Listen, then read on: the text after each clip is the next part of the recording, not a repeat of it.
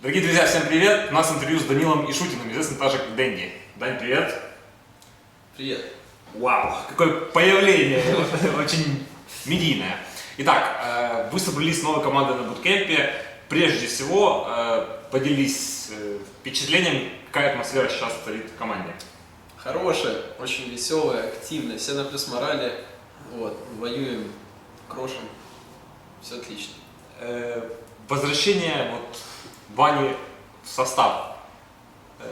Думал ли ты, что так сложится? Да, думал. Как часто ты об этом думал? Иногда.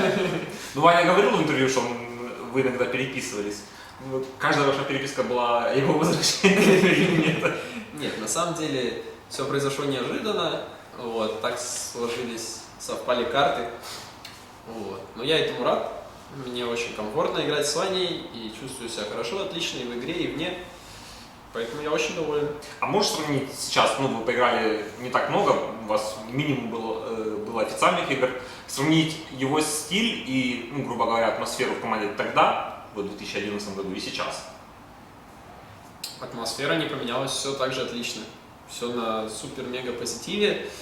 Вот, я себя всегда чувствовал комфортно, когда мы с Ваней играли еще с 2000 какого-то там года.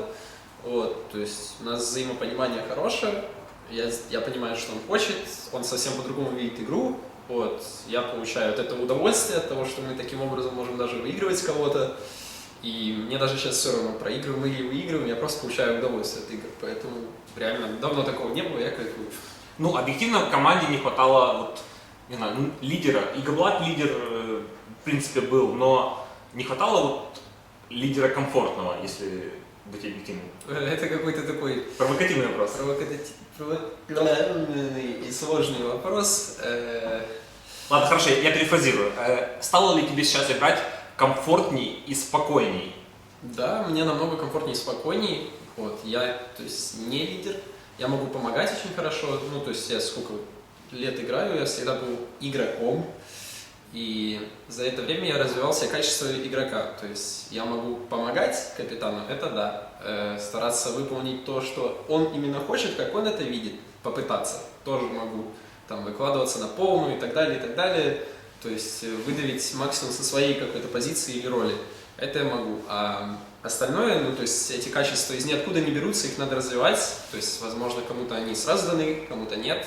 На это очень много времени требуется, поэтому я лидером или капитаном быть не мог. Вот, с Артуром он очень хороший драфтер, и лидер тоже хороший, то есть он постоянно говорит о игре, но было тяжело, может быть, не знаю, в моральном плане. Вот, с Ваней намного проще стало. Почему так? Может быть, проблема и в нас, то есть, но тем не менее. Знаешь, это как доминошки. Да, ты должен, чтобы все характеры совпали и... Да. Знаю. Хорошо, я уже упоминал, что Ваня рассказывал, что вы немножко общались во время его такого инактива вне большого киберспорта. Действительно ли вы общались? Если да, то о чем? И можешь сравнить его тогда и сейчас? То есть, насколько сильно он изменился? Я думаю, изменился он только повзрослел, потому что время прошло.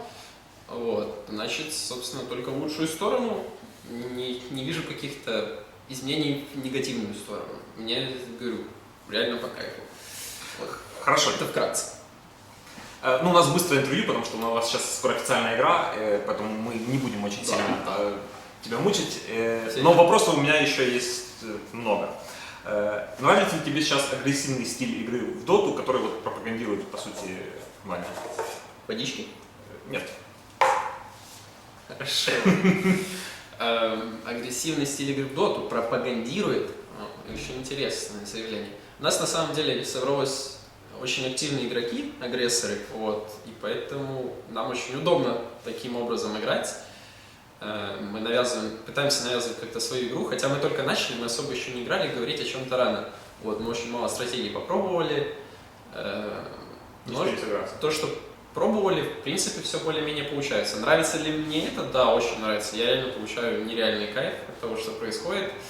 И мне, я же говорю, все равно, проигрываем мы сейчас или выигрываем, просто получаю удовольствие от игр. Мы навязываем свою игру и давим соперников, а они подстраиваются под нас. Я от этого всегда получал удовольствие, но уже этого не было, да. Круто. Во времена, еще вот, как только был первый International, Ваня считался одним из лучших капитанов не знаю, вселенной. Как думаешь, сейчас удастся ли ему вернуть этот титул? Время покажет. Я думаю, что все реально. Хорошо, давай поговорим о Санейко. Вселенной. Давай. Санейко, как он сейчас влился в коллектив? Ну, мое впечатление со стороны, он немножко замкнутый, но в игре он раскрывается. Как тебе комфортно с ним играть? Да, он очень позитивный, спокойный, адекватный, очень прошаренный в доте. Он тоже по-своему ее видит, но его знания и видения, они очень-очень сильно развиты. В сравнении с сколько игроков, то есть я переиграл, с кем я не ожидал реально такое, что вот так раз молодой парень и так, ну то есть видит игру, то есть очень жестко. Поэтому это как, я говорю, уже всем рассказываю про Санейко, диамант в поле, ты шел по полю, типа, ну травка, опа, диамант лежит, подобрал, Санейко, ага. А чья была идея его привлечь? Кто он искал диаманты? Я уже не помню, если честно. Ванскор, наверное? Сейчас подумаю. Да нет, вроде. Ты. Я не помню, все, не спрашивай. Ладно, хорошо. В игре я заметил, что Санейко очень часто дает очень много информации и, по сути, может показаться, что он неформальный лидер или второй капитан, или первый капитан даже. Как с этим обстоят дела? Он руководит игровым процессом в игре? Да, и в этом только позитив, потому что чем больше хорошей информации, толковой, отборной, тем лучше твоя команда будет играть. Когда команда молчит, все молчат, это плохо. То есть капитан за всем уследить тоже не может. Соответственно, если каждый игрок вносит свой вклад, кто-то больше, кто-то меньше, кто-то уделяет больше времени микро, кто-то макро, соответственно, там суппортам проще макро уделять, потому что они больше по карте передвигаются, у них больше свободные, развязанные руки в этом плане. Вот. И он это использует очень круто, он просто молодчинный, я в этом ничего плохого не вижу, только хорошее. Вот Ваня, когда надо, тоже говорит, соответственно, получается очень неплохо. Может, у них там иногда бывает, так как только мы начали, то есть какие-то там, один говорит одно, потом другой перебивает, говорит другого, но так тоже должно быть. Это абсолютно нормально, то есть когда там Акбар что-то предлагает, Ваня его перебивает, говорит это действие, нет, мы там идем под фонтан идем, значит мы идем под фонтан. Вот, в этом только позитив. Но сейчас, в У принципе, нас так было и в предыдущих командах, раньше, там, когда мы с Климентом играли, еще что-то. когда есть доверие, ты имеешь в виду, Что несколько человек всегда что-то делали.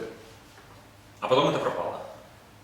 Ну, да нет, вроде всегда, то есть все стараются принимать участие, но когда моральный фон проседает, когда все на негативе или еще что-нибудь, тогда в основном люди замыкаются, молчат, чтобы не конфликтовать, вот, ну и тогда, соответственно, мы все проигрываем. То есть последние недели до того, как к нам пришел Акбар, там, Арстайл, Фаник, вот мы сидели, реально все молчат.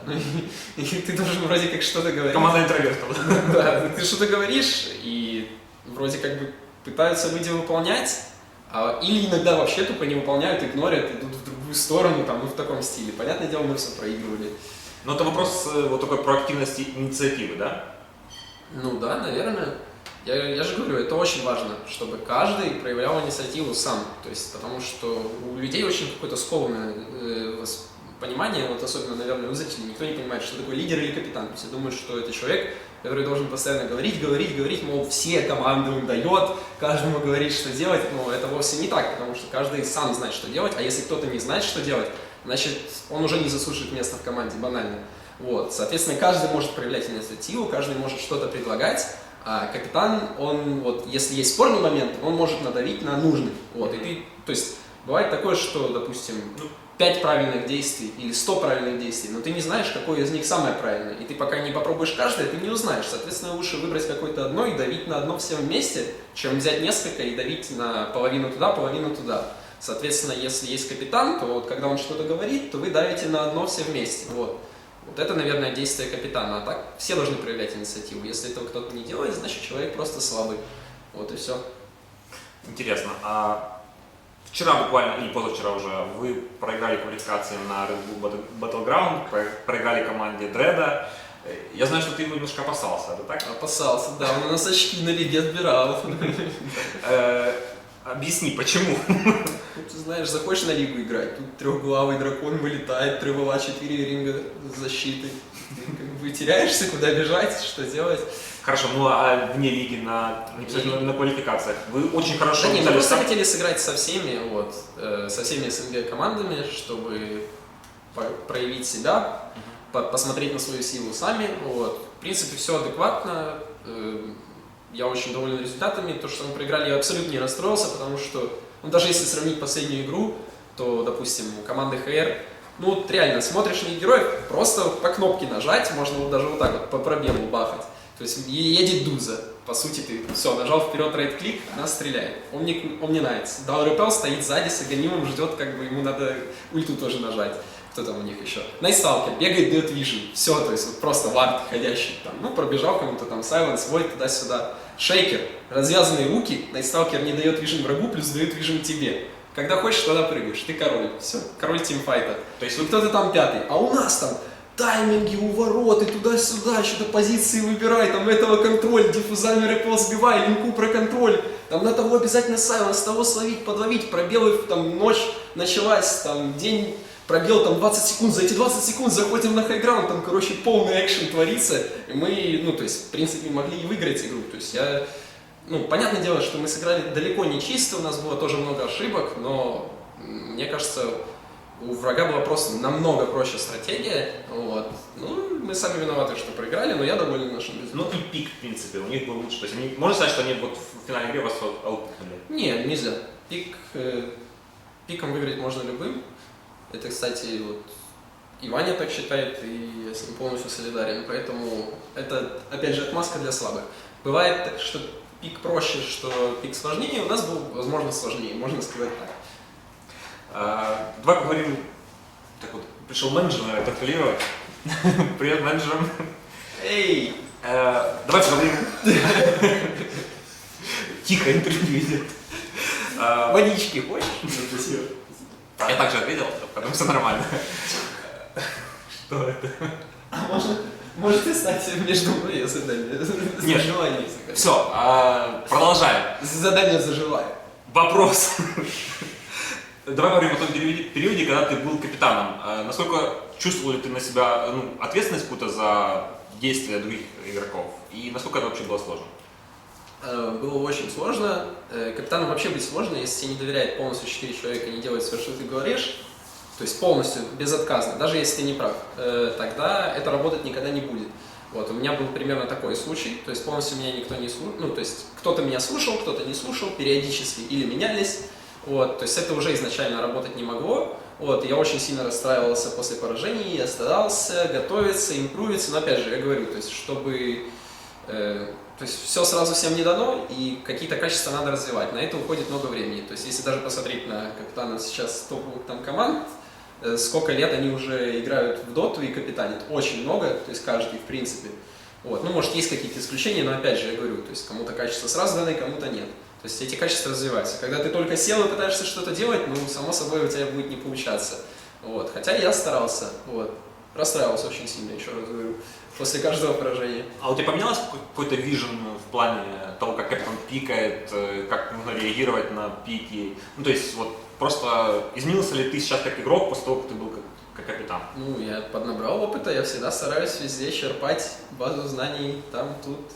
То есть, чем больше полезного, тем лучше, правильно? Гайды на ютубе читаешь, ну, смотришь, да? Ну, недавно смотрел Как гайд на их? Найтсталкера, там с баширком такой бежал, чик-чирик туда. Говорит, аганим не собирайте, полная поплава. Топ-1 Найтсталкер дота бафа. Баша, мом, криты.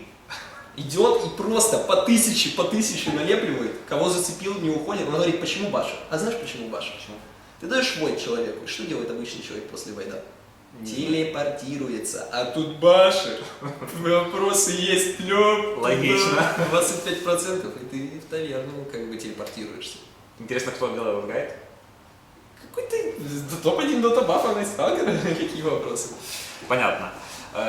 Уже сегодня вас ожидает матч в рамках ESL квалификации против Team Tinker. Успели подготовиться? Будут ли какие-то...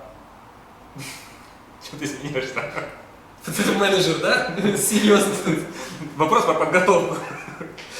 Хорошо. Окно открыто, между прочим, да? успели ли вы... Да не закрыть, а в плане выйди туда. Да, интервью. Успели ли вы подготовиться и будут ли какие-то наработки? Да. Тим Тинкер, ESL, наработки. Против есть, Тинкера нет? берем Тинкера. Да. Не знаю. Время покажет. Мы совсем чуть-чуть поготовились, то есть времени мало. Я не расстроюсь, если мы проиграем. Нет, вернее, я расстроюсь, но смотря как мы проиграем. Я надеюсь, что мы выступим хорошо. Вот. Хорошо. Давай поговорим о саммите. В прошлом году многие были недовольны политикой или кампанией, которая проводится организацией или другими командами. Как в этом году ты относишься к голосованию, к предвыборной кампании вашей организации? Я, если честно, то мне не нравится вся эта тема с голосованием, то как туда должна попадать команда и так далее и тому подобное. Вот. Но раз уже она есть, то моя организация, конечно, молодцы в этот раз, да, стараются, что-то делают, умнички вообще, я им благодарен. Вот, мы будем тоже подтягиваться, я надеюсь, к уровню нашей организации, да, вот. Вообще, то есть большинство людей на самом деле даже не понимает, как, ну, то есть, что за redemption vote, да, то есть к чему он сделан. То есть, если там говорят, вы там недостойны, вы там играете плохо, зачем мне за вас голосовать, я лучше за этого проголосую и так далее. То есть, это абсолютно право каждого, за кого голосовать, абсолютно верно. Нравится какая-то команда, голосуй, нет проблем.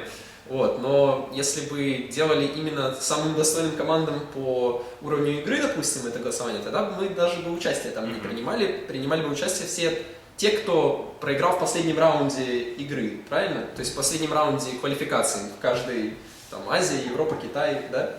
Вот, соответственно, а мы проиграли чуть ли не в первом раунде, да, слетели. Вот, и мы есть голосование. Соответственно, голосование сделано не для самой там сильной команды или еще как-то, а для самой любимой команды, ну, раскрученной, может, как хочешь называть. То есть, если вам кто-то нравится, вы за него голосуете. То есть, команда, за которую вы болеете, там, поддерживаете и так далее. Вот, это, ну, в принципе, нормально.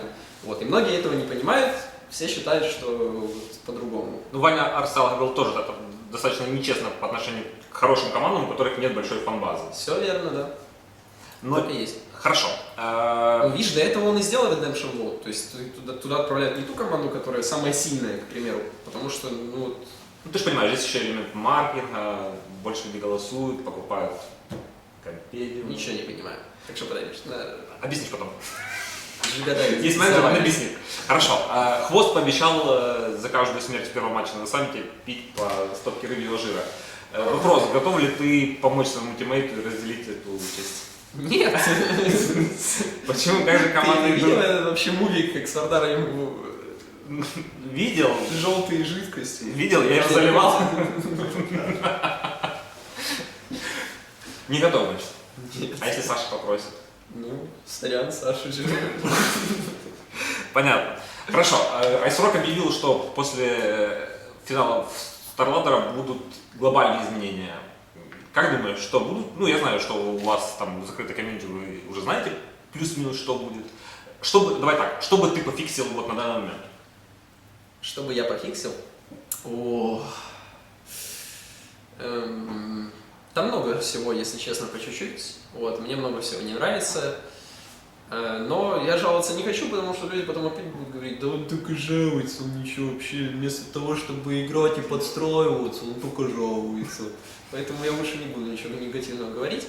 Но могу вкратце сказать, то есть я бы сделал больше, чтобы зависела победа твоя от твоего скилла, чем от чего-либо еще. Вот, потому что сейчас она от скилла намного меньше стала зависеть после последних изменений, чем раньше.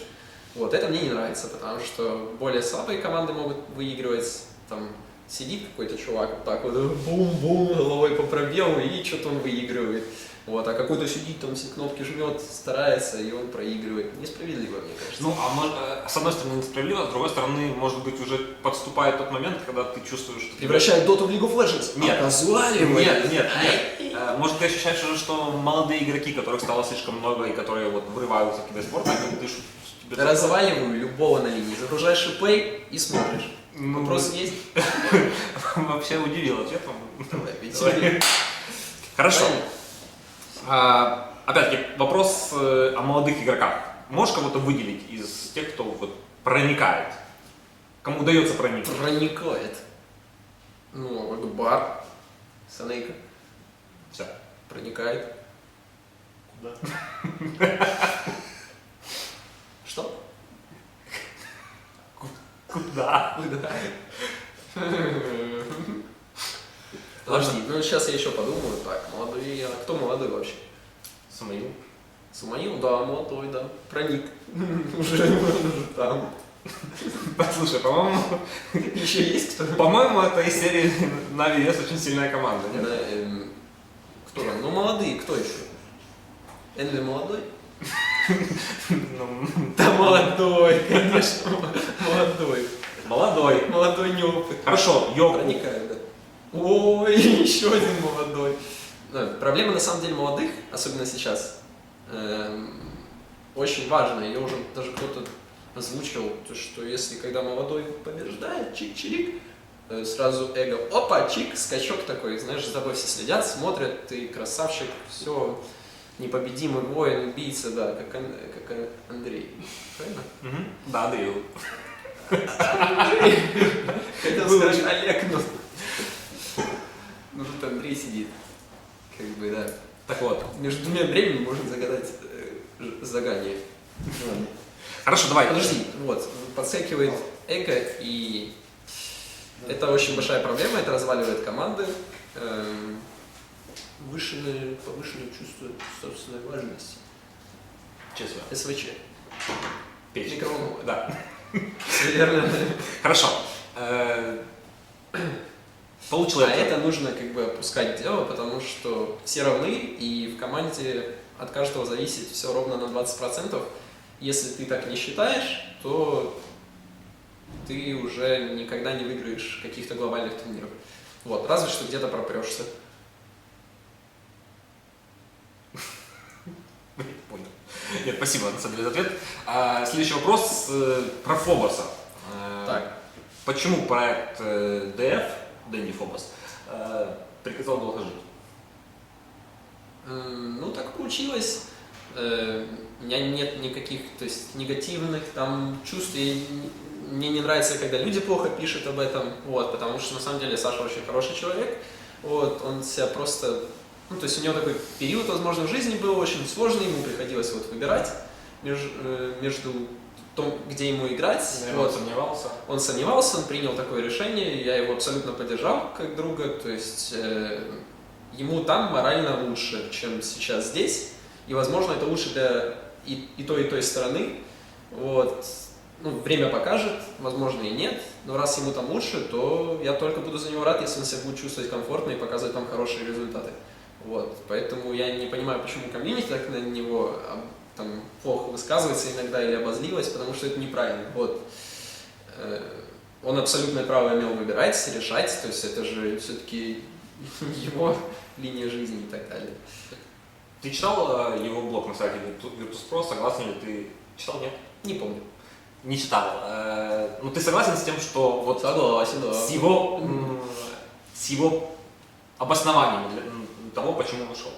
Ну, наверное, я не знаю, что там. Ну, почему, наверное? Если он говорит, что, допустим, Хвост плохо играет, меня это не устраивает, ты с этим согласен? В его понимании, возможно, там Саша где-то не доигрывает. В моем понимании Саша лучший игрок, типа, среди керри, по крайней мере для меня. Вот. Я это видел, то есть вижу и продолжаю видеть, он этого не видит. То есть у каждого свое видение игры, и в этом, то есть, нет никакой там вины или еще что-то. То есть это его дело. Правильно я понимаю, что у вас дружеские отношения остались? Конечно. Хорошо. Будем заканчивать интервью. Один из таких вопросов. Какие ближайшие турниры вы вот собираете посетить, которые вы точно знаете? Это вопрос не про International, потому что, ну, понятно, что непонятно, как уже будет. Да нет, ну, как попрет, вот, вкратце. Мы Но- хотим участвовать везде и как можно больше, потому что мы только собрались, то есть люди почему-то все время, вот ты только собираешься, да, у тебя новая команда, новых 5 человек, неважно, что там раньше играл кто-то другой, потому что каждый это 20%, и когда ты собираешь эти доминошки, это абсолютно разная картина. Вот, и ты вроде как вот только вот отсюда у тебя идет старт, а тебе люди припоминают, а вот ты вот тогда проиграл, там тогда ты играл тоже проиграл, да вы тут уже сколько проигрываете подряд месяцев, ну другая команда была, о чем речь вообще идет? Ну, то есть все заново. Конечно, все заново, поэтому мы хотим этой командой развиваться. Чтобы развиваться, нам нужно ездить по ланам, участвовать на большом количестве турниров, потому что это все опыт. То есть у кого-то он меньше, у кого-то он больше, но это в любом случае надо качать. Вот. И мы хотим участвовать в как можно большее количество лан-турниров, соответственно, будем стараться попасть на все. Ну, я слышал инсайдерскую информацию, что на Red Bull все-таки можете поехать, потому что у HR могут возникнуть проблемы с визами. Первый раз такое слышу. Ну, знаю теперь, что вы, возможно, поедете, если все у HR не сложится. Но как ты относишься к тому, что вот команда, знаешь, опять-таки, она не выигрывает, но все-таки едет на турнир? По сути, это как бы глобально нечестно.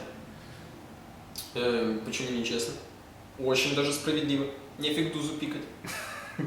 Я понял, ты очень держишь зло, скажем так, на команду HR. Вообще никакого зла. Я нормально, абсолютно хорошо отношусь ко всем ребятам. Но с пиками не согласен был. Ну, терпильно немножко, ну, простительно. Хорошо, спасибо тебе, Дань, большое за интервью. Пожалуйста, обращение к фанатам, привет и благодарности, все, что хочешь. Привет и благодарности, все, что хочу. Очень люблю вас, спасибо всем. Поддерживайте нас, мы будем стараться, бороться. Вот, надеюсь, все будет хорошо. И Олежка тоже наберется уму-разуму. Все, Дань, спасибо. Все хорошо. Спасибо.